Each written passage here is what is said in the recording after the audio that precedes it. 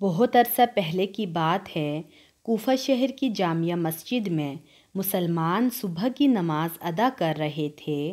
جو سچے مسلمان تھے ان کے دل تو اس وقت اللہ کے حضور جھکے ہوئے تھے، لیکن نمازیوں میں ایک ایسا شخص بھی تھا جو مسلمانوں کو دھوکہ دینے کے لیے مسلمان بنا ہوا تھا۔ اس کے دل میں اسلام کی اچھی باتوں کی ذرا بھی قدر نہ تھی۔ وہ بدبخت اچانک آگے بڑھا اور تلوار نکال کر نماز پڑھانے والے امام کے سر پر زور سے ماری۔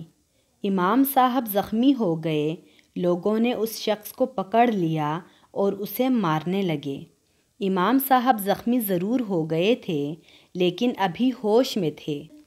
انہوں نے جو یہ دیکھا کہ لوگ ان کے قاتل کو مار رہے ہیں تو انہوں نے فرمایا، لوگوں، اس شخص کو مارنے کی کوئی ضرورت نہیں۔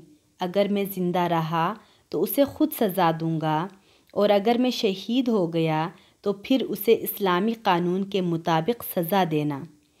ابھی اسے کچھ نہ کہو۔ عزیز ساتھیوں، جانتے ہیں یہ امام کون تھے جن پر اس برے آدمی نے حملہ کیا تھا؟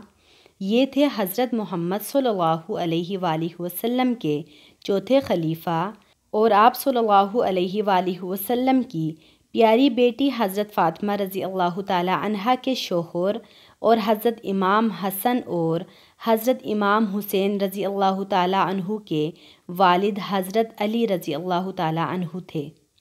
حضرت علی رضی اللہ تعالی عنہ اس زمانے میں مسلمانوں کے سب سے بڑے حاکم تھے۔ یہ برا آدمی جس نے آپ پر حملہ کیا تھا خارجی تھا۔ خارجی حضرت علی رضی اللہ تعالی عنہ کو پسند نہیں کرتے تھے۔ اس کے علاوہ ایک وجہ یہ تھی کہ مسلمانوں کی دشمن ایک امیر کافر عورت نے اس سے وعدہ کیا تھا کہ اگر تو حضرت علی رضی اللہ تعالی عنہ کو قتل کر دے تو میں تجھے اپنے سارے زیور دے دوں گی اور تجھ سے شادی کر لوں گی۔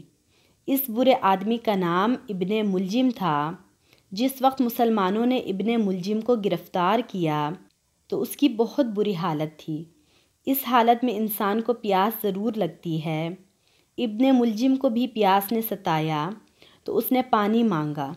ظاہر ہے ایسے برے آدمی کو کوئی شخص پانی دینے کو تیار نہ تھا جس نے حضرت علی رضی اللہ تعالی عنہ جیسے عظیم انسان پر قاتلانہ حملہ کیا تھا۔ لیکن جب حضرت علی رضی اللہ تعالی عنہ کو یہ بات معلوم ہوئی کہ ان کا قاتل پیاسا ہے اور پانی مانگ رہا ہے تو آپ نے حکم دیا کہ اسے پانی کی جگہ ایک ٹھنڈا شربت پلایا جائے۔ حضرت کے رشتہ داروں نے، جن کے دل غم سے بھرے ہوئے تھے، اس قاتل کو ٹھنڈا شربت پلایا۔ بعد میں حضرت علی رضی اللہ تعالی عنہ اس زخم کی وجہ سے شہید ہو گئے اور اسلامی قانون کے مطابق آپ کے قاتل کو قتل کر دیا گیا۔